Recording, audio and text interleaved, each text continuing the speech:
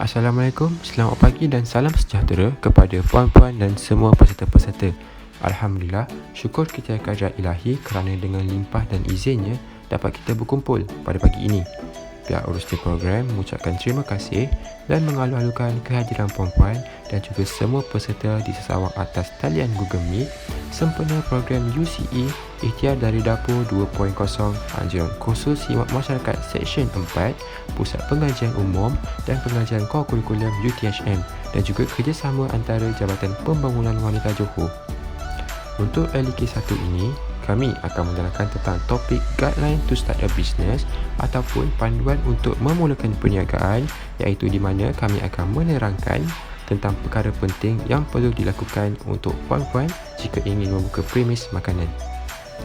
Sebelum kami memulakan pembentangan, saya ingin memperkenalkan ahli kumpulan untuk LK pertama, iaitu yang pertama, saya, Muhammad Zulhafizat bin Abdul Aziz, nombor matrik CW2000027, berasal daripada negeri Selangor dan berumur 22 tahun.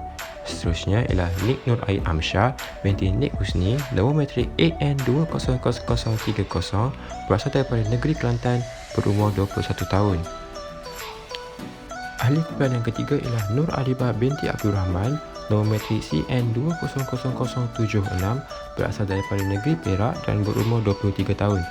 Seterusnya ialah Zarid Sofia binti Tuah, nombor matrik AN200135, berasal daripada negeri Kedah dan berumur 20 tahun. Dan akhir sekali ialah Yusman Syahril Azam bin Yusman Zulhadi, nombor matrik CN200200, berasal daripada negeri Kelantan dan berumur 22 tahun.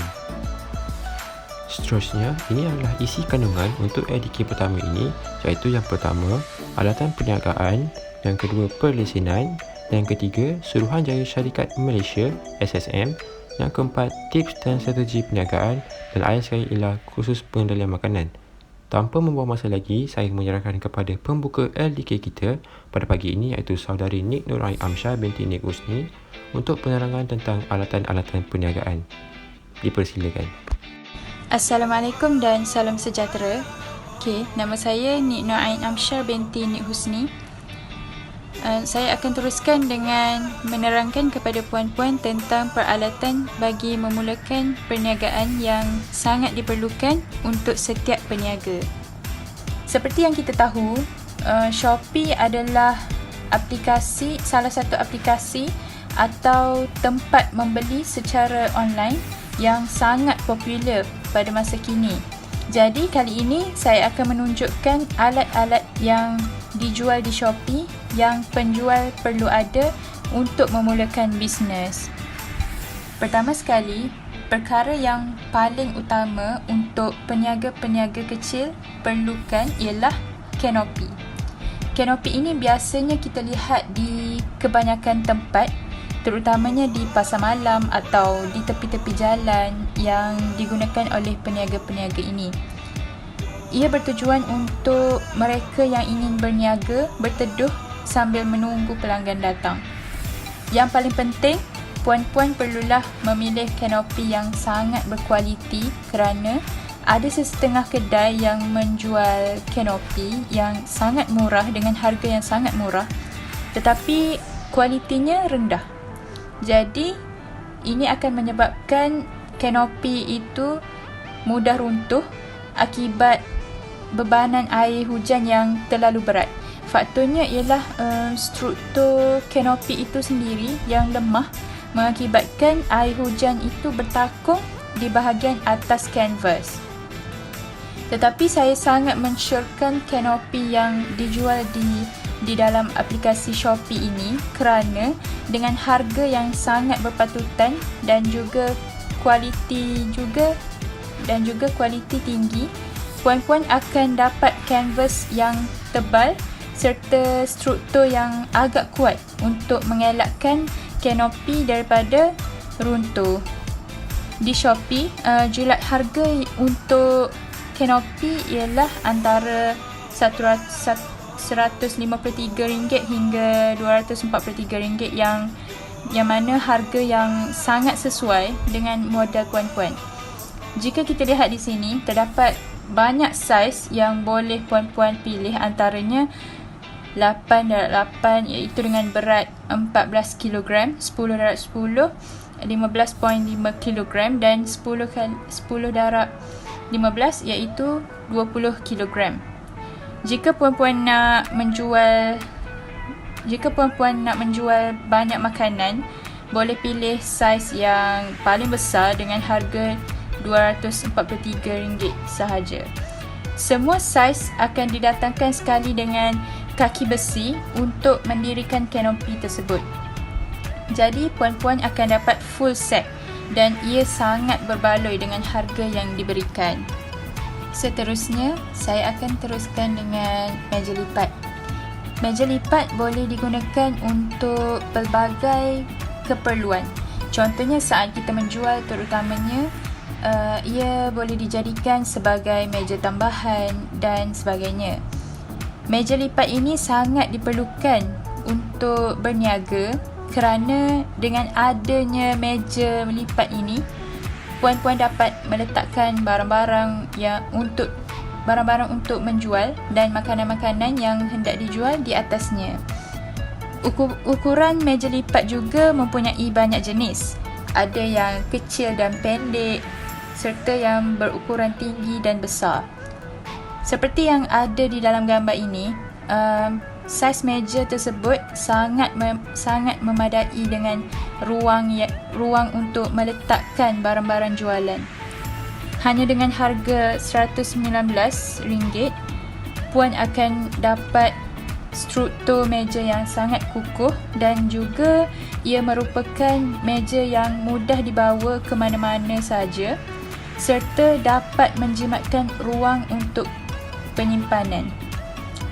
Seperti yang dapat kita lihat dalam gambar ini juga, meja lipat tersebut mempunyai ketinggiannya iaitu dengan 4 feet. Namun begitu, di kedai tersebut mempunyai banyak pilihan ketinggian mengikut kehendak puan-puan sekalian. Bagi saya, pada ketinggian 4 feet ini sangat sesuai kepada yang baru memulakan perniagaan kerana harganya yang sangat berpatutan. Alatan seterusnya yang diperlukan oleh setiap peniaga yang berniaga nasi ialah rice cooker atau dipanggil sebagai periuk nasi. Ini adalah alat yang sangat sempurna untuk menyediakan beras dengan kualiti yang terbaik untuk kegunaan perniagaan terutamanya. Ciri pembersihannya yang mudah menjadikan periuk nasi ini sangat bagus dan wajib dimiliki oleh peniaga-peniaga nasi di luar sana. Ia sangat mesra pengguna untuk yang baru belajar memasak nasi. Periuk nasi ini mempunyai pelbagai pilihan warna dan kapasiti iaitu 1 liter, 1.8 liter, 2.8 liter dan 3.6 liter. Jadi saya cadangkan puan-puan pilih periuk nasi berkapasiti paling tinggi. Jadi ia sangatlah sesuai untuk jumlah kuantiti beras yang banyak. Periuk nasi berjenama Panasonic ini direka untuk tahan lama dan menjadikannya tetap panas selepas kita memasak. Periuk ini juga mempunyai butang satu sentuhan, fuse thermal, kabel yang boleh ditanggalkan, kuali dalaman iaitu aluminium dan jika puan-puan membelinya, puan-puan akan dapat jaminan umum 1 tahun oleh Panasonic Malaysia. Jika ada masalah, misalnya rosak ke apa ke, puan-puan masih ada jaminan untuk 1 tahun. Jadi, ia sangat-sangatlah berbaloi dengan harga sebegitu. Selepas itu, alat yang paling sesuai untuk digunakan untuk memasak iaitu spatula. Ia dapat digunakan untuk menggoreng, memanggang dan sebagainya. Spatula ini diperbuat daripada silikon. Jadi spatula tersebut akan tahan panas bila memasak. Ia juga tidak akan mengubah bentuk tidak akan ada kerosakan pada periuk semasa digunakan, mudah dibersihkan, tidak mudah retak dan tidak mudah melekat atau cair. Puan-puan akan dapat terus untuk satu set spatula dan sudik. Ini boleh menjimatkan kos dengan tidak perlu lagi untuk membeli sudik lain dengan harga yang lain untuk melengkapkan alatan-alatan untuk memasak. Okey, seterusnya salah satu cara untuk menarik perhatian pelanggan datang ke gerai puan-puan adalah dengan menggantung banner. Banner ini juga amat diperlukan kepada penjual, tidak kiralah menjual di tepi jalan ke ataupun di kedai ke, semua memang memerlukan banner yang sangat menarik. Banner ini boleh menjadi salah satu medium pengiklanan yang baik dan sangat berkesan. Corak dengan imej dan warna yang menarik mampu menggamit pembeli untuk mengambil sedikit masa mereka untuk melihat apa yang tertera pada banner itu. Kesederhanaan adalah salah satu daripada ciri-ciri banner yang menarik. Jenama yang diingati biasanya mempunyai logo desain yang ringkas, yang amat ringkas dan penggunaan warna juga yang minima. Ciri yang kedua ialah sesuai untuk kebanyakan keadaan. Mainan warna itu sangat-sangat penting. Sama ada dijadikan stiker, corak itu masih akan nampak menarik dan eksklusif walaupun dalam keadaan gelap atau cerah. Di Shopee terdapat pelbagai jenis banner yang dijual dengan harga yang bersesuaian, iaitu RM45 sahaja. Puan-puan juga boleh memilih saiz yang sesuai dengan kanopi supaya boleh digantung dengan cantik. Kerusi juga merupakan item yang penting untuk memulakan bisnes, terutamanya menjual di gerai-gerai. Kegunaan kerusi plastik seperti yang tertera di dalam gambar ini ialah sementara menunggu pelanggan datang ke gerai, anda bolehlah duduk sahaja dan tidaklah hanya berdiri untuk menerima pelanggan. Kenapa harus kerusi plastik? Kenapa tidak kerusi yang lebih kukuh? Ini kerana dengan menggunakan kerusi plastik, ia akan memudahkan puan-puan untuk mengalihkannya dan mudah untuk menyimpannya apabila sudah habis menjual di gerai. Selain itu, harga kerusi plastik juga sangatlah murah berbanding yang lain, dengan harga tidak melebihi RM10 untuk satu item. Baik, selepas itu sudu dan garfu. Seperti yang kita tahu, sudu dan garfu ini antara item yang paling penting juga kerana ia bertujuan untuk pelanggan yang membeli makanan akan terus dapat menjamu makanan tersebut. Jadi ia akan memudahkan lagi pelanggan-pelanggan untuk makan makanan itu tanpa menyediakan sudu dan garfu sendiri.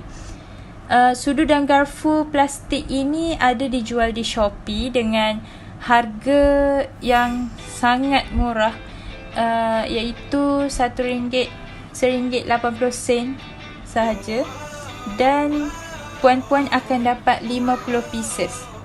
Jadi untuk memulakan bisnes, saya mencadangkan puan-puan untuk membeli sudu dan garfu plastik dengan anggaran yang secukupnya. Mungkin dalam 50 pieces atau 100 pieces sahaja. Seterusnya, tudung saji. Ia juga dipanggil sebagai penyungkup makanan. Kegunaan tudung saji adalah untuk menutup hidangan daripada dihinggapi lalat atau terkena habuk dan kotoran lain. Ia boleh didapati dalam pelbagai bentuk, sama ada 4 segi, bulat atau bujur dengan pelbagai warna. Jadi saya syorkan tudung saji yang plastik sahaja kerana ia boleh didapati dengan harga yang murah berbanding dengan yang diperbuat daripada daun mengkuang. Jadi puan-puan boleh dapatkan di Shopee, hanya berharga antara RM16 hingga RM23 sahaja dan ia terdapat 2 warna. Tudung saji yang dijual juga terdapat banyak saiz. Untuk menjual di gerai-gerai, tudung saji yang kecil amat sesuai untuk menutup makanan-makanan yang dijual. Okey, untuk apron, apron ini merupakan perkara yang semestinya digunakan untuk memasak makanan, sama ada untuk menjual atau di rumah saja. Ia adalah untuk menjaga kebersihan semasa memasak dan ia juga bukan untuk memasak sahaja. Ia juga bertujuan untuk peniaga-peniaga ini mudah untuk meletakkan duit di dalam poket yang ada pada apron tersebut. Jadi ia sangat berguna kepada peniaga-peniaga di luar sana, terutamanya yang menjual di gerai-gerai. Ia juga mudah untuk dibasuh dan material yang sangat ringan untuk dipakai, serta apron tersebut juga merupakan kalis air. Puan-puan boleh mendapatkannya dengan harga tidak melebihi RM10 dengan kualiti yang sangat-sangat bagus. Okey, seterusnya saya serahkan kepada Yusman Syahril Azam untuk meneruskan pembentangan. Okey, sebelum itu saya perkenalkan nama saya dulu, iaitu nama saya Yusman Syahril Azam bin Yusman Hadi. Okey. Peralatan seterusnya untuk kita membuka kedai ataupun gerai lah kan. Okey. Yang ni merupakan penting jugalah untuk kita, iaitu balang air. Balang air ni kita boleh dapatkan di dalam Shopee ataupun di kedai luar supermarket ataupun kedai roncik pun ada ni, tapi harga dia lebih murah lagi lah dalam Shopee. Okey, harga dia bermula daripada RM22 hingga RM133.50. Yang mana berlainan saiz lah. Puan boleh pilih kalau puan nak membuka gerai tu secara besar-besaran, puan boleh beli saiz yang 32 liter. Kalau puan rasa nak buka gerai secara kecil-kecilan, boleh ambil lah balang air yang kecil ni, iaitu 13.5 liter. Okey. Seterusnya, plastik. Plastik ni kita digunakan untuk bungkus makanan lauk ataupun air. Kita boleh dapatkan juga di dalam Shopee dengan harga RM6.65 sehingga RM13.30. Okey, range harga ni dia bermaksud dia saiz dia. Kalau kita pilih saiz kecil, yang paling kecil tu bermakna RM6.65 lah. Kalau yang paling besar RM13.30. Bergantung kepada kehendak kita. Okey, seterusnya urat makanan ni. Urat makanan ni penting juga untuk kita menjual lauk pauk, kuih-muih ataupun sebagainya lah, untuk kita tutup makanan biar terlindung daripada lalak ataupun serangga-serangga yang tak ada ingin ni lah, supaya orang tengok kita, makanan kita ni bersih, sentiasa tertutup sebelum kita jual. Okey, harga dia RM4.90. Harga dia di dalam Shopee lah ni. Harga dia memang lebih murah daripada harga luar sana. Okey. Seterusnya, pelapik meja. Ini merupakan item yang paling penting lah untuk gerai kita. Contohnya kita jual tepi jalan. Orang ramai tengok kita pelapik meja kita cantik lah. Mesti dia tertarik untuk datang ke gerai kita. Harga dia tak adalah mahal sangat. RM3 hingga RM3.30 je. Okey, puan boleh pilih bermacam-macam variasi warna, corak ataupun berdasarkan minat puan lah. Okey. Seterusnya, bekas nasi. Ini merupakan penting jugalah.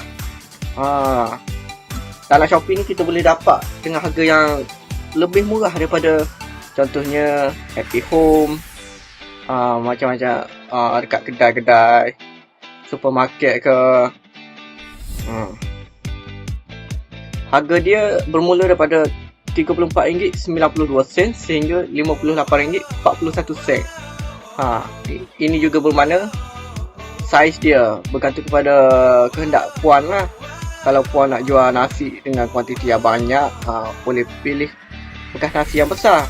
Kalau macam nak jual nasi lemak ke, sebelah pagi tu boleh belilah bekas yang sederhana kecil tu. Kalau yang kecil tu boleh juga. Okey, seterusnya bekas polystyrene. Yang ni penting. Kerana bekas polystyrene ni untuk kita bungkus makanan. Takkan kita nak letak dalam plastik macam tu je kan? Mestilah kena ada yang nampak cantik sikit makanan kita duduk dalam polystyrene. Harga dia tak adalah mahal sangat, RM14 sahaja untuk 100 pieces. Okey, seterusnya buffet stainless steel. Yang ni untuk letak kuih-muih, lauk pauk ataupun nak letak gulai pun boleh. Ada yang saiz besar tu. Harga dia bermula daripada RM4.90 sehingga RM16.90. Puan boleh pilih nak yang besar macam mana, tinggi, rendah. Semua ada dalam Shopee ni. Kita tarik je sampai rumah. Macam tu. Okey, seterusnya sarung tangan. Ini bukan kata option jugalah, tetapi penting jugalah untuk kita pakai sarung tangan dengan keadaan sekarang ni kan. Apabila kita pakai glove ni, orang kata kedai kita ni bersih lah. Yang penting orang nampak kita tu bersih. Memang kita bersih. Harga dia baru RM5.90. Okey. Seterusnya, cawan plastik. Cawan plastik ni bergantung kepada puan lah. Kalau puan nak buat dua jenis air, sama ada harga RM1 dan harga RM2, boleh pilih. Ataupun ketiga-tiga saiz ni puan boleh ambil untuk misalnya 12 oz tu puan buat harga RM1, 16 oz RM2 dan 22 oz tu harga RM3. Harga dia lebih murah daripada harga luar lah. Yang 12 oz tu mungkin harga RM8.50 tu, dan yang besar tu 22 oz RM16.95. Okey. Seterusnya penyepit makanan. Yang ni penting. Takkan kita nak ambil guna tangan je kan? Mesti kita ambil macam ayam ke, kuih-kuih ke, menggunakan penyepit makanan. Harga dia tak adalah mahal sangat. Hanya RM2.50 sehingga RM3. Bergantung kepada panjang penyepit makanan kita tu lah. Kalau kita ambil yang pendek tu, harga lebih murah lah. Kalau yang panjang, lebih mahal. Mahal pun tak ada mahal sangat. Bezanya 50 sen saja. Itu saja daripada saya. Sekian, terima kasih. Seterusnya saya serahkan kepada presenter seterusnya. Terima kasih. Assalamualaikum dan salam sejahtera. Saya Zari Sofia bin Hituah akan menerangkan tentang Pelesenan dan Majlis Bandaraya Johor Bahru. Untuk pengetahuan anda, Majlis Bandaraya Johor Bahru iaitu Menara MBJB terletak di nombor 1 Jalan Lingkaran Dalam, Bukit Senyum 80300 Johor Bahru, Johor. Untuk mengetahui maklumat dengan lebih lanjut, anda boleh melayari laman web yang disediakan. Majlis Bandaraya Johor Bahru menyediakan permohonan lesen perniagaan, dokumen-dokumen yang perlu disertakan bersama-sama permohonan, bayaran-bayaran yang dikenakan dan syarat-syarat yang perlu dipatuhi oleh pemohon atau pelesena. Ianya bagi memberi kemudahan kepada para peniaga untuk permohonan lesen premis perniagaan. Semua jenis permohonan perlu dikemukakan dengan dokumen dokumen berikut. Yang pertama, pendaftaran syarikat termasuk Memorandum of Article of Association Borang 12 dan 49 Akta Syarikat. Yang kedua, salinan resit cukai harta tahun semasa. Yang ketiga, salinan sijil kelayakan menduduki, perjanjian sewa premis sekiranya perniagaan disewa dari pemilik premis, 2 keping gambar berukuran pasport, dan yang terakhir, contoh lakaran ataupun artwork iklan ataupun papan tanda. Ini adalah contoh borang permohonan lesen premis perniagaan dan iklan. Antara syarat-syarat lesen penjajah dan iklan adalah yang pertama, lesen penjajah hendaklah sentiasa dipamerkan bagi tujuan pemeriksaan. Yang kedua, tidak boleh disalahguna atau dipindah milik kepada sesiapa pun. Yang ketiga, perniagaan yang dijalankan hanya berdasarkan lesen yang diluluskan sahaja. Syarat yang keempat, peniaga hendaklah memberi kerjasama kepada pegawai majlis semasa pemeriksaan. Setiap lesen adalah tertakluk kepada syarat dan sekatan yang ditetapkan oleh pihak berkuasa tempatan iaitu PBT. Setiap lesen boleh dibatalkan bila-bila masa jika melanggar mana-mana peruntukan undang-undang. Seterusnya, permit kawasan lapang. Pelesenan kedai makan kategori 2 boleh memohon untuk mendapatkan permit kawasan lapang untuk meletakkan kerusi meja pelanggan. Antara jenis ruang lapang yang dibenarkan adalah di sebelah tepi premis perniagaan, di bahagian hadapan premis yang mempunyai ruang pavement, 2 lot ruang letak kereta di jalan susur berhadapan kedai. Seterusnya, jenis ruang lapang yang tidak dibenarkan adalah ruang kaki 5, ruang letak kenderaan awam di jalan raya iaitu jalan utama dan jalan susur bersebelahan jalan utama, serta di bahagian lorong belakang iaitu back lane.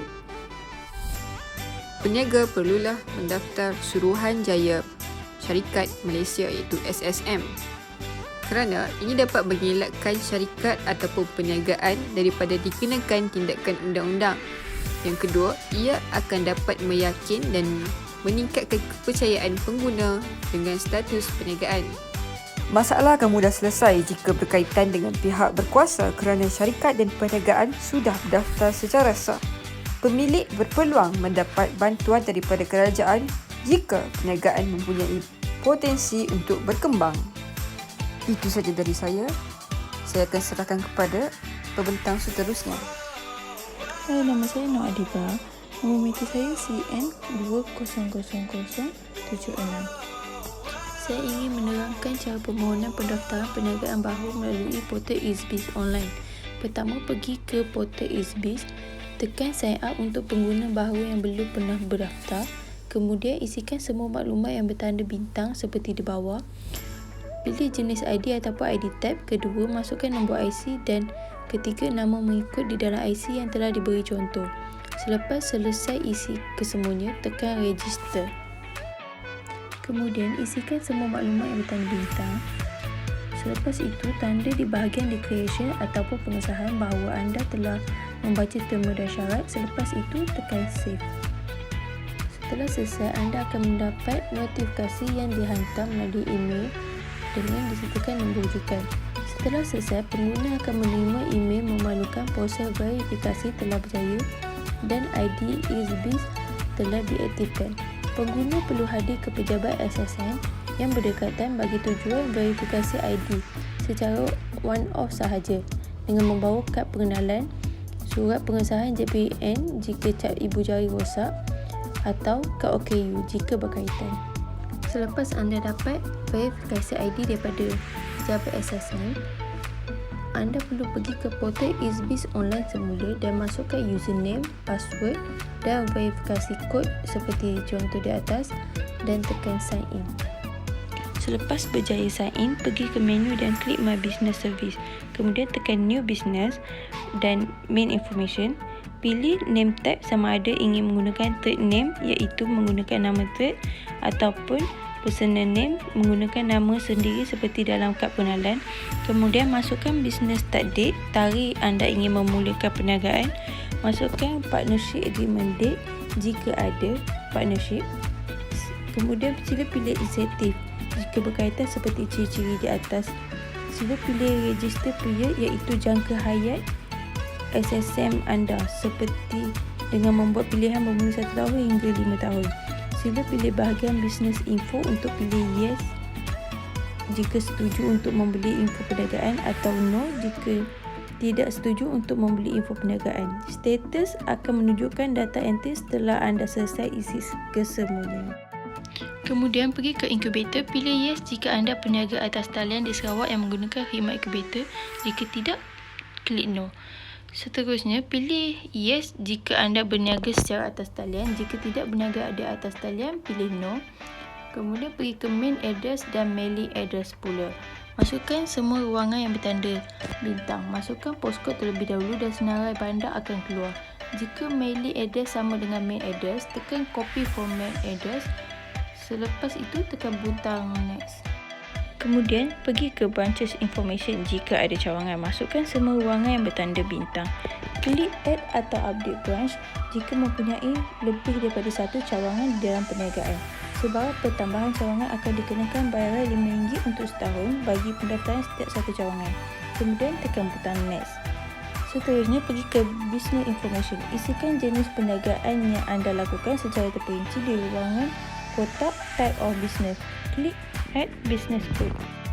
Untuk business information, anda boleh juga isi jenis perniagaan dalam kotak keyword dan klik search. Pilih business code yang berkaitan sekurang-kurangnya satu pilihan dan klik add selected code. Tekan next. Kemudian, pilih ke owner information. Klik ikon action untuk mengemas kini maklumat alamat kediaman atau nombor telefon. Maklumat pemilik akan terpapar secara automatik kerana pemilik telah membuat verifikasi sebelum membuat permohonan. Kemudian, selepas kemaskini maklumat, tekan update dan tekan next. Kemudian pergi ke attachment untuk perniagaan yang berkenaan saja. Sila lampirkan dokumen dalam format PDF yang diperlukan mengikut kategori permohonan seperti berikut, iaitu skim pendaftaran perniagaan prihatin SPPP untuk ibu tunggal B40 yang memerlukan salinan kad pengenalan depan belakang, sijil cerai atau sijil kematian suami atau surat akta sumpah. Kemudian tekan choose file dan pilih dokumen yang perlu dihantar. Kemudian klik butang upload. Seterusnya, pergi ke bahagian fee dan declaration. Semak bahagian bayaran dan tandakan di bahagian deklarasi. Klik preview untuk membuat semakan akhir. Setelah selesai membuat semakan, klik butang submit payment untuk proses pembayaran dan pilih mode pembayaran yang berkenaan. Selepas itu, pendaftaran SSM pun selesai. Kemudian saya akan berkongsi tips dan strategi dalam perniagaan. Pertama, perlu menjaga kebersihan kedai dan pekerja. Kebersihan kedai adalah diutamakan dan pekerja perlulah kemas dan rapi. Kedua, menyediakan servis yang pantas kepada pelanggan. Ketiga, menjaga kualiti makanan yang dijual di kedai dengan konsisten. Keempat, meletakkan menu dan harga pada setiap makanan. Kelima, mengedarkan flyers dan risalah kepada orang awam. Keenam, menyertai program komuniti yang tertentu. Seterusnya, mendapatkan feedback ataupun hasil tester daripada orang lain. Akhir sekali, merancang tempat atau lokasi perniagaan strategi. Itu sahaja daripada saya. Saya akan serahkan kepada Zul Hafizat. Assalamualaikum warahmatullahi wabarakatuh. Saya Muhammad Zulhafizat bin Abdul Aziz akan membentangkan tentang tajuk yang seterusnya, iaitu tentang kursus pengendalian makanan ataupun lebih dikenali sebagai food handling. Apa itu kursus pengendalian makanan? Kursus pengendalian makanan ialah latihan yang dibangunkan khas oleh Kementerian Kesihatan Malaysia untuk mendidik masyarakat Malaysia, khususnya di bahagian komersial, untuk mengendalikan makanan dengan cara yang betul dan selamat. Kursus pengendalian makanan atau dalam istilah bahasa Inggeris selalu disebut Food Handling Class adalah sebuah program latihan yang paling asas dalam program jaminan keselamatan makanan PJKM. Kursus ini juga selalunya dipanggil dengan istilah kursus KKM, kursus penyediaan makanan, latihan pengendalian makanan, food handling course, food handling class dan macam-macam lagi lah. Penting untuk tahu, Kursus pengenalan makanan ini sebenarnya hampir semua negara dalam dunia ini melakukannya. Cuma di negara lain, kursus ini dipanggil dengan nama yang berbeza-beza mengikut negara masing-masing. Program PJKM ini dibangunkan oleh Kementerian Kesihatan Malaysia (KKM) dan dimasukkan ke dalam Akta Makanan 1983. Sungguh pun ia telah diperkenalkan sejak dari tahun 1983 lagi. Namun begitu, sehingga kini masih ramai peniaga-peniaga makanan dan juga disebut pengendali makanan tidak pernah hadir untuk menyertai kursus ini. Bila semua pengendali makanan diwajibkan untuk menghadiri kursus pengendalian makanan dan mendapatkan suntikan typhoid. Kursus pengendalian makanan ini akan berharga sebanyak RM50 dan akan dikenakan cas tambahan sebanyak RM10 untuk kemudahan sampingan seperti nota, fail, modul dan keselesaan untuk semua peserta. Suntikan typhoid pula boleh diambil di mana-mana klinik yang menawarkan servis suntikan typhoid dan satu suntikan typhoid beranggaran dengan harga RM70 mengikut klinik masing-masing. Memang harganya agak mahal, tapi suntikan typhoid ini akan tahan selama 3 tahun bermula dari tarikh suntikan typhoid yang pertama dan apabila tamat tarikh luput, puan-puan perlu mengambil semula suntikan typhoid tersebut. Kebiasaannya, setiap klinik akan memberi satu kad suntikan typhoid sebagai bukti puan-puan sudah pun mengambil suntikan typhoid tersebut. Poin yang ketiga ialah kegagalan mematuhi peraturan yang ditetapkan sekiranya disabitkan kesalahan di bawah akta tersebut boleh dihukum penjara tidak melebihi 2 tahun dan denda tidak melebihi RM10,000. Poin yang seterusnya ialah tempoh masa kursus pengendalian makanan ini akan memakan masa selama 3 jam sahaja untuk menyampaikan 4 modul khusus yang disediakan oleh KKM.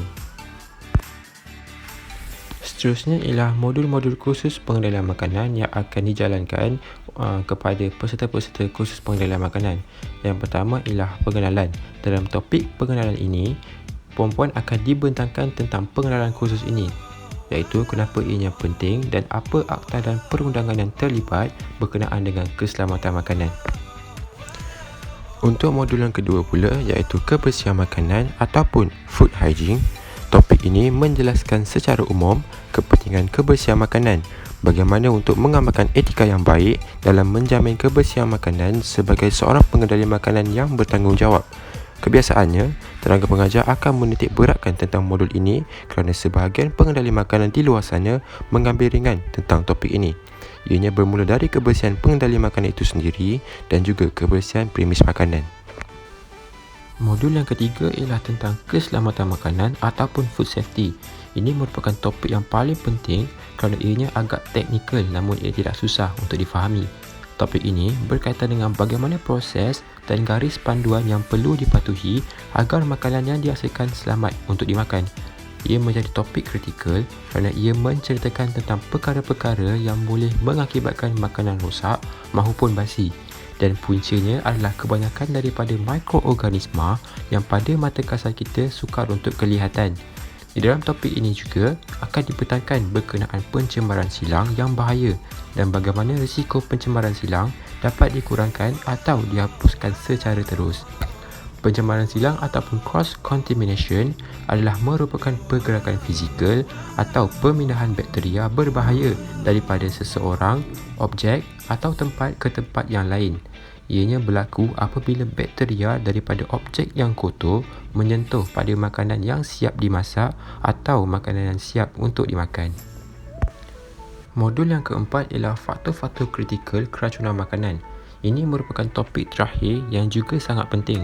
Peserta akan dijelaskan dengan terperinci tentang yang menjadi penyebab kes keracunan makanan berlaku dan juga kesalahan yang biasa dilakukan oleh pengendali makanan yang menyebabkan makanan cepat basi dari tempoh waktu yang seterusnya. Modul yang kelima ialah topik bonus. Kebiasaannya, jika ada masa yang lebih, tenaga pengajar akan menyentuh secara ringkas berkenaan kepentingan halal dan berkenaan kepentingan persenjalan halal kepada jenama produk. Seterusnya, kita beralih pula kepada ujian kursus latihan pengendali makanan. Ianya untuk menilai keberhasilan kursus ini kepada peserta dan kefahaman peserta sebelum dan selepas kursus akan disimpulkan daripada soalan pra dan pus ini. Yang pertama ialah soalan pra kursus pengendali makanan. Ianya mengandungi 30 soalan yang perlu dijawab oleh peserta dalam masa 5 minit dan ini akan dijalankan sebelum kursus bermula. Dan yang kedua ialah soalan POS kursus pengendali makanan. Kebiasaannya soalannya ialah sama seperti soalan pra, cuma ia perlu dijawab pada akhir kursus ini. Markah yang perlu peserta dapat untuk lulus dalam kursus pengendalian makanan ini ialah minimum sebanyak 28/30. Dengan ini, berakhirlah LDK pertama kita untuk program kita pada pagi ini.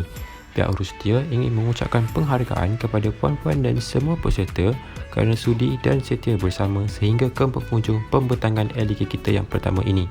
Semoga ilmu yang disampaikan dapat kita manfaatkan bersama. Sekian, wabillahi taufiq wal hidayah. Wassalamualaikum warahmatullahi wabarakatuh. Terima kasih.